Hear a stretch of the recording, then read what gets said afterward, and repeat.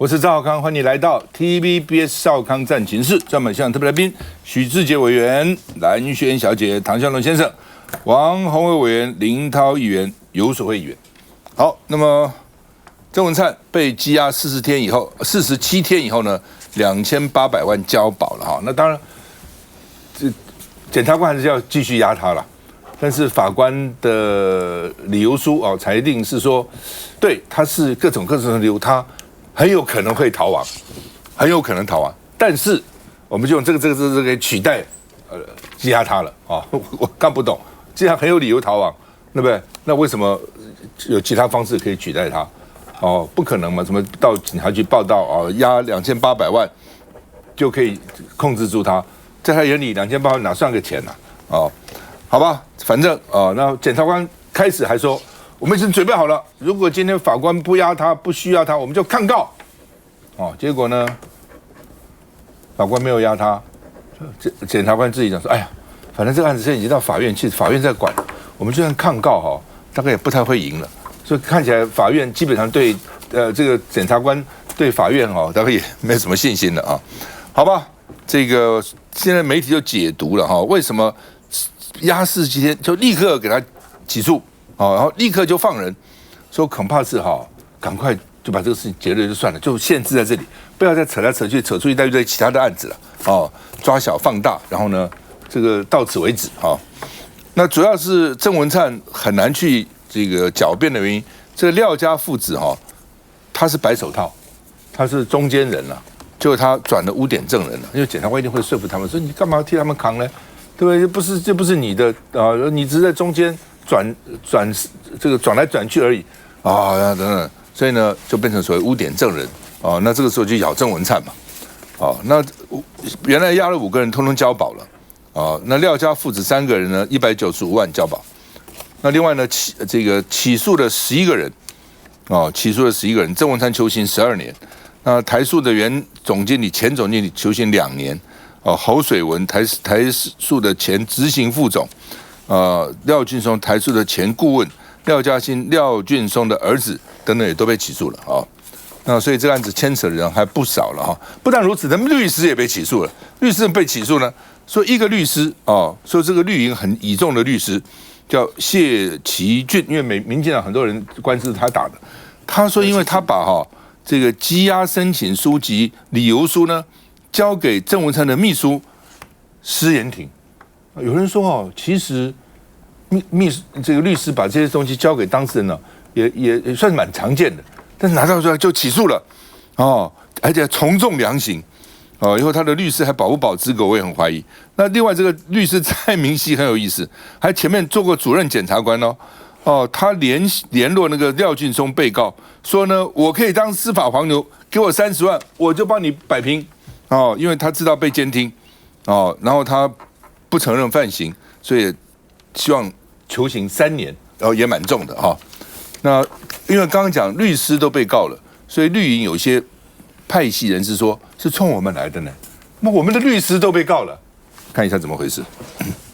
就职的第101天，总统选择在党中央聊百日政绩。我要强调，面对新的挑战，我们不能够单兵作战，团结合作才能够带领台湾持续前进。台南市长初选这一题，委员的态度肯定有被交代。毕竟日前林俊宪跟陈亭妃才为总统一句，现在别谈选举，各有解读。我没有了，我们刚才没有讨论到了。对于陈亭妃绝对没有这个问题，因为我们都是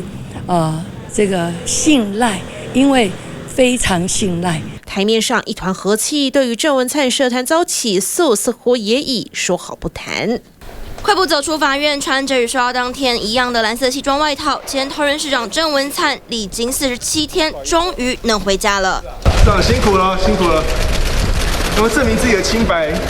面对镜头和记者问话，全程不发一语，面无表情，略显疲态。党内的声音自己怎么看？好，谢谢。好，大家辛苦，谢谢。郑市长收这么多钱，会觉得意外。谢谢。好，谢谢，大家辛苦。毕竟若再提伤的是自家人感情。黄伟怎么看？这个众所瞩目的案子哦，其实它应该算是蛮复杂，但是在47天之内呢，它就直接起诉啊，而且以昨天来说，虽然检察官本来讲说啊，如果呢让他交保的话，一定要抗告到底。可是后来呢，也就改了口风啦，好，就说哎呀，我们就算提抗告，大概也没有什么用啊。所以呢，果然检方不像之前那个态度这么坚定，也就没有再继续提抗告。所以呢，这个郑文灿被关押了47天，那当然被起诉啊，这个求刑。那但是呢，他也可以回家。我觉得这件事情某一个程度到这个时候呢，看起来事实上是在司法上试图要止血。而且要告一段落，因为接下来可能这个整个的他起诉之后还有比较冗长嘛。那虽然检察官说他有些案子要另案侦办，譬如说他的财产来源不明罪，就是在他的床头柜里面搜出了678.5万的现金，也就是他还有财产来源不明的问题。但是我想基本上整个的这个弊案这个案情呢，几乎控管在这里。那说实在，我直接看就是一些绿营的媒体啊。那基本上《自由时报》当天还是用头版头来做。可是如果你今天打开绿营的政论节目，你仿佛完全没有这件事情一样，因为大家都乐得一直在谈这个就柯文哲啊、民众党，完全没有提到有关郑文灿这个事件。那另外就是对于赖清德来说，其实赖清德最近我们在谈他的100日政绩，他在公共政策、民生政策，他没有提出任何有感的政绩，但是呢，他的支持度不错。那么事实上，他也透过郑文灿这个案子，对人来讲，他铲除了一个他潜在的一个政敌啊，因为大家都知道郑文灿其实在之前是可以跟他匹敌的。那么郑文灿经过这个事件，可以说政治的生命应该也是宣告结束了。那但是另外一方面，对赖清德来讲，他博取了一个他肃贪的美名，也就是说，我今天打贪不是只有去打这个民众党，我也不是只有去打国民党，我连我民进党的高官我都打啊。那么，而且接下来之后，这个他再去动，不管是民众党的大咖，比如说柯文哲，待会我们会谈到，柯文哲一定会被约谈。一定以现在这个金华城办案的这个他的这个过程来说，他一定有事。好，那所以不管他去动柯文哲也好，或者动其他国民党的一些民意代表或重量级政治人物，你不能说我是办蓝不办绿哦，有哦，我绿的照样办啊，我郑文灿办，我林宜景办，哈，所以现在以他的100日政绩，他可以塑造一个所谓的打贪的形象。但是另外郑文灿这个案子哦，他会不会未来还有后续？我刚刚特别提到，就是说财产来源不明罪啊，检方说他们要去查。老实说，我不认为他们查到什么东西啦，哈，因为现在他搜索就是搜索到这个地步嘛，我不认为他能够再有什么发展。但是有一件事情，我觉得这个是检方跟司法一定要给我们一个交代，因为在起诉书里面，郑文灿不是还去跟那个就是送钱的那儿子讲说，你爸爸大嘴巴啦，哈，通通都被监听了，而且说郑文灿可以看到监听译文，这很严重非常严重一个案件，你是当事人，你是关系人，你还可以看到监听译文，谁给你看的？谁提供给你？我觉得这个部分一定要有一个交代。如果就这样草草了事，反正这代表我们有办案，这个是绝对不足够的。这个志杰兄他们说民进党刚刚讲说很紧张，说连这个律师都被起诉那这边说呢，政坛大咖，民进党不少人频频落难，这个所以呢，这个赖清德上任就开绿灯，他们说不知道下一个人是谁所以因为呢，现在显然检察官觉得一个个出来想要这旧案也翻出来办，民进党里面有人紧张吗？我想赖清德开绿灯这个绿灯其实就是不只是蓝，不只是绿嘛所以就是说，的确刚宏威提到的，就是说他就是没有所谓说办蓝不办绿那也塑造他的打贪形象，所以他现在就是民调会提高。那我觉得他讲了，宏威讲的也没错现在就是说，真的是不管是蓝不管是绿，像郑文灿，包括林宜景，事实上我们都知道他是跟赖很关系密切的人嘛但是就是检察官要办谁，这不可能是说赖去指示的嘛，所以就是基本上整体来讲，在检方的检调的角度，就是说我就是有抓到弊案我就办，那当然我们也希望说勿枉勿纵所以我觉得这一波当然就是说有些人士会觉得说好像说他故意要塑造，就是把那个将来的政敌把它打下来啦，或者是说谁会越来越紧张。我想其实大家都一样就是民意代表要谨守自己的本分嘛，包括现在柯文哲的案子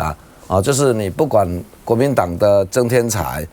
还有那个应小薇那民众党的柯文哲那当然民进党的有郑文灿跟林宜锦我想这个部分就表示他真的是没有说去指定谁去办，而是开绿灯没关系，大家就是谨守本分勿枉勿纵。我想这个是赖清德现在他要做的事好吧，郑文灿的钱怎么藏？我们看了装在保冷袋里面，保冷袋还上锁然后塞在暗柜里面那另外呢，这个他的财产成长惊人，10年以前存款844万，现在增加到3063万，而且说有好几笔房产其实没有申报。譬如说中越瑰丽在桃园艺文园区外传是人头户在持有，那检调在查证当中那青埔有没有？青埔在桃园是发展非常快的区域，我觉得检调应该去查一下所以呢说多笔房产没有申报那联合报的新闻说郑百亿只破1羽这是一个角落而已，冰山一角那7年来谁在护航他？就7年以前检调的资料都很清楚了为什么拖了7年到现在才办而且呢看起来呢是不是要抓小放大，是不是要止血？休息一下再回来。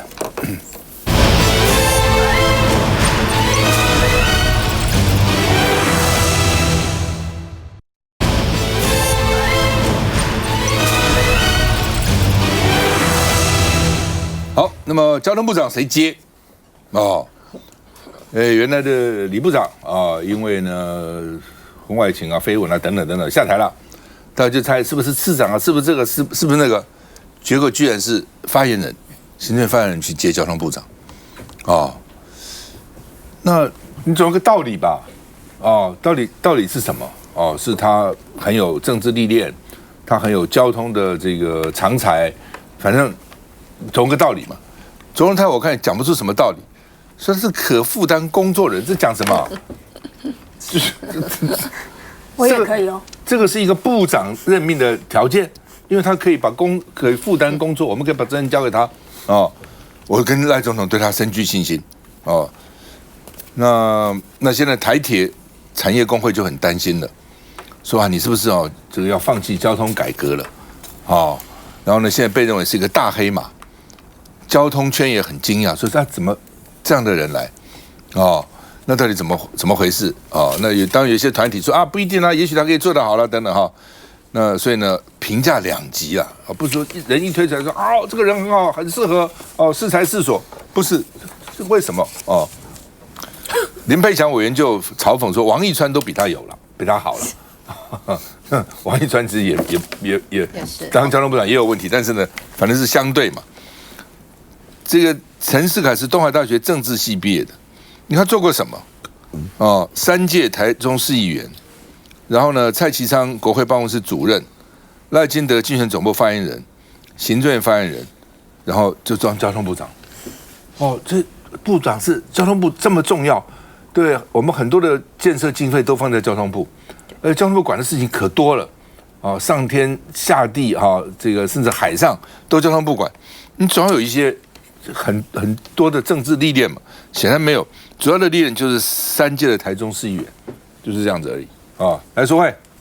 我先讲我怎么知道这个人的这个我去年因为 Me Too 事件的时候，有一个人性骚扰来跟我澄清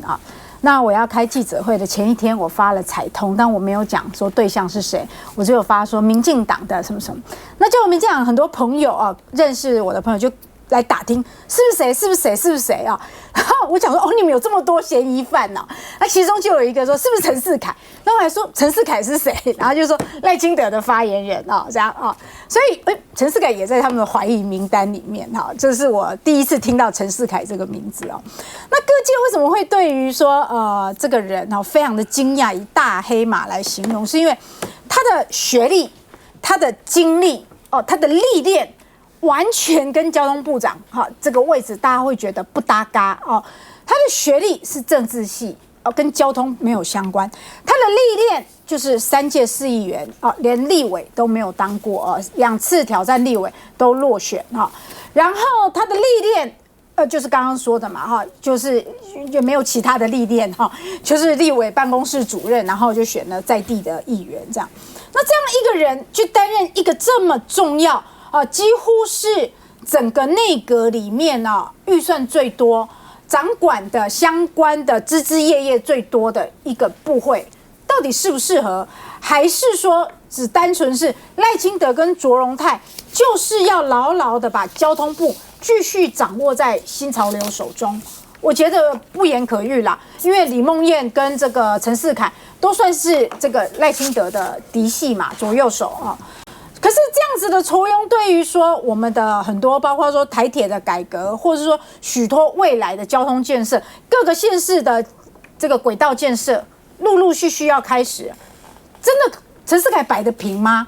真的摆得平吗？我是打一个问号了那先不要讲陈世凯这件事，回到刚刚，我还是想讲一下郑文灿这个事情刚刚徐委员说，对啊，赖清德现在绿灯开了，我非常讶异他会承认这件事赖清德绿灯开了。那就是某一个程度是承认过去没有开绿灯，确实过去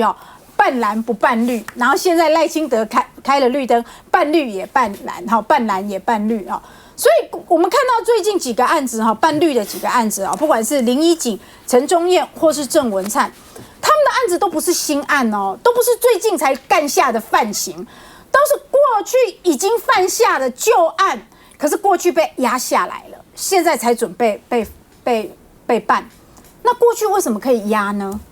我觉得要探讨的是这个问题：过去8年到底被压了多少，还有多少被压？那现在开始被办的过程里面我们看到郑文灿被一捅到底、一办到底，这里面有没有派系斗争？我当然觉得有啊，因为办了郑文灿以后，接下来赖系就这么多人被办，然后郑文灿又开始被更深入的办了。这就是有互相报复、互相毁灭嘛！赖清德办了郑文灿，接下来赖系又被办了。好啦，我本来只打算办你这个案，你既然又搞我可能英系的人马或其他反赖的人马，你又搞我的赖系，那接下来郑文灿的财产来源不明罪，还有他这些不明的房地产，我继续可以办你郑文灿背后的人郑文灿其他案子的罪那这样子。继续有一些大戏我们可以看，可是我们就可以知道，原来民进党真的可以掌控司法。好吧，这个到底这个交通部长怎么任命的背景怎么样？在陈世凯我们看一下。罕见出席院会会后记者会，因为院长卓荣泰要宣布身旁这位发言人陈世凯要转任交通部长。总统跟我都非常认为，世凯是一个从他的政治学习的领域上。可以担负起这样的工作。同时，过去世凯兄在台中市议会多年的服务的工作经验，也对地方的交通事务相当的熟悉跟了解。院长的话或许也是在回应这，因为摊开陈世凯的经历，过去曾任3届台中市议员，另在去年陪同赖清德打选战，研究所念的是政治，但似乎就是没有跟交通相关背景。3个部分要努力，第一个我们会尊重专业，第二个我自己本身会非常快速而且用心的学习，那第3个我们会认真的来管理各部会的相关业务。不希望只是看到好像赖清德想要宣告是他的时代来临，跟总统或是院长的关系亲近，而有这样子的大位。早委会立委不以为然，陈世凯接下交通部长后，发言人的缺就是由副发言人先暂代。好，那么民进党的干事长说呢，因为他的绩效是他过去争取大台中交通建设不遗余力，因为台中市议员嘛哈。那他曾经2次选立委都败给严宽恒哈。那这个民进党就说呢，赖清德有一些意志要他去执行贯彻哦，用自己人嘛哈。好，那这个以前呢哈，能够当部长大概有几种人呢？哦，大概有一定的脉络可循。哦，第一种就是事务官上来的，比如王建煊哦，次长、部长，事务官表现好的，这是一个管道。另外一个是学术界来。不是学术界什么一个系主任就可以来当部长啊！以前学术界都是要当到大学校长，台大校长严正兴原委会主委，对不对？清大校长啊，这个沈君山啊，来不过就当政务委员呢，部长还当不到所以呢，以前就是大学校长做得好的、有绩效的啊，吴京陈大校长当教育部长，有的部长有的政务委员，大概就是这样那另外呢，就是民意代表、立法委员表现得好的，有可能来做这个政务官到部会担任部长，大概就是3条管道了。现在当然你可以说它很多元，但是乱七八糟，你就觉得说虾兵蟹将，怎么这些虾兵蟹将也能来当部会主管？那是国之重臣呢，那预算都是几百亿、几千亿在他掌控当中那总有一定的资历啊，那服人啊，讲出来国人要知道他是谁啊，对不对？以前一提出来，比如说这个孙运璇。赵耀东等等，大家知道是谁啊？现在没有人知道是谁，然后就当了部会首长了然后过几天或过一段时间下台了，但是也不知道下台的是谁我就以前听一个说，他邻居也不知道这个是部长上了，也不知道他是部长下了，就这样子来蓝轩。对，我是真的觉得蛮夸张的。不管是我们刚才在讲到郑文灿的事情，还是现在这个陈世凯的事情，我就反映出来一个非常夸张的一个现实，就是说，我觉得天下就是民进党的。他一定是心里面这样想，所以很多事情就肆无忌惮，肆无忌惮到说今天陈世凯他真的是几乎没有任何的资历。你说3届市议员，那我觉得这个淑慧已经快要可以接交通部长了，不是吗？你市议员也当那么久了，而且你说专业，我要先去换党证，真的好。你隔壁的是交通委员会的，对我这样讲，如果说你真的要讲交通委员会的立委的话，徐世杰委员他可以，他好歹交通委员会当了那么多届了，不是吗？李坤泽也当了那么多届，都是交通委员会里面好歹当过立委。但是陈世凯就是3届的市议员，你说他因为在当市议员的期间很熟台中市的交通，请问很熟台中市的交通就可以当我们的交通部长吗？那你去看这个卓荣泰怎么去解释说他为什么要找这个陈世凯？他说呢，因为过去100多天他在行政院的所有的工作都很尽心很尽力，我跟他一起走过每一个地方。每一个现场，而且他主持过非常多场会议，很多跟媒体报告的资料都是他准备来的，这样听起来就很厉害了吗？就可以当这个交通部长了吗？我说还有，花莲地震跟台风凯米的灾情，就是最近那一场台风，陈世凯也共同的会勘交通设施，因此非常了解新政府目前碰到的问题。我真的觉得他在作践所有的交通部长。过去曾经担任过交通部长的，他得要经历过多少的一些资历？就像刚刚赵先生讲到，你好歹比方说现在的代理交通部长陈彦博，他好歹是当过高工局，在这个交通部里面待了那么长的一段时间，你好歹要不然从这个什么成大啦、交大啦这一些呢相关的一些科系出来，你有一些相关的一些见解，或者你有一些破话。陈世凯他就是100天呢跟着卓荣泰好像相处的还不错。然后再来一点，就是赖清德担任行政院长的时候，他担任发言人，我认为这是一个最直接的关系。那问题是，对于赖清德来说，这样的用人就够了吗？所以所有的人，其实坦白讲，你民进党也好多人才不是吗？民进党都没有别人了吗？你从立法委员里面，你好歹做一个所谓的内造政党也好，这个内阁制的角度去想也好，如果说你可以找资深的立委来当这个部长，我觉得也很好啊。但都没有，就反映出来第一个就是赖清德对于他自己身边的圈子小到你无可想象，就一定要是跟他共过事的人，他才是可以沾上信任的边。我觉得这个非常糟糕，就是你把一个交通部当作没有专业、没有任何的重要性，就是你自己得要自己看着，很多肥肉吗？很多油水吗？是因为这样的原因吗？我觉得这是第一个。第二个，我们刚刚讲到郑文灿的原因也是在这个地方。刚刚淑慧也有讲了，你现在开绿灯，那为什么过去是红灯？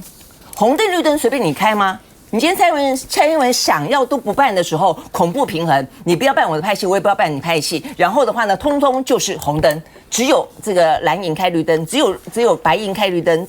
开红灯。那现在突然之间觉得，我要博得一个美名，我要对内立威，我要对外塑造形象，所以我就要开绿灯。我觉得这些事情反映出来，就是说，到底民进党，就是当你去看到目前的状况，你会觉得民进党做很多事情就是肆无忌惮，连司法，像郑文灿，他是连司法当中的监听译文他都可以拿得到，为什么？就是司法对你来说，它不是一个独立机构，是我一个政权当中，我认为要办的时候我就办，我要放人咬狗，放狗咬人的时候，他就可以放出来；不要的时候，他就可以乖乖的听话，是这个样子吗？那你就像郑文灿，我觉得也再进一步去讲他，我觉得民进党到现在38年了。执政也那么长的一段时间了，所以他腐败到一个程度，你还记得所谓的青年勤政爱乡土吗？一个郑文灿已经激进要去接行政院长，说要可以去选总统的一个人，他可以突然之间挖出来之后，原来是盖了那么久，他的整个的贪婪的状况臭不可闻。我觉得这个部分对于民进党来说，他的人才，那些很多人是因为还没有斗出来吗？还没有揭开来吗？他们现在里面的获得的一些权利跟利益有多么的可怕？所以我觉得这个部分其实对于现在的状况来说，都只是开始而已。我觉得接下来会更严重。徐小姐回来。